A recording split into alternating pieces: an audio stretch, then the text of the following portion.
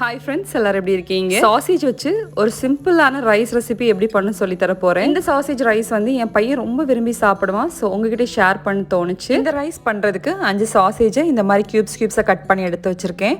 ஒரு பெரிய வெங்காயத்தை நறுக்கி எடுத்து வச்சிருக்கேன். 2 முட்டையை வந்து கொஞ்சமா உப்பு சேர்த்து நல்லா பீட் பண்ணி எடுத்து வச்சிருக்கேன். பேன் ஸ்டவ்ல வச்சு ஹீட் ஆனதுமே பட்டர் ஆட் பண்ணியிருக்கேன். பட்டர் மெல்ட் ஆனதுமே சாப் பண்ணி வச்சிருக்க ஆனியன் அதில் சேர்த்துடலாம். ஆனியனை லேசு சாட்டே பண்ணிட்டு சாப் பண்ணி வச்சுருக்க சாசேஜை வந்து இதில் சேர்த்து இதையும் நல்லா சாட்டே பண்ணிடலாம்.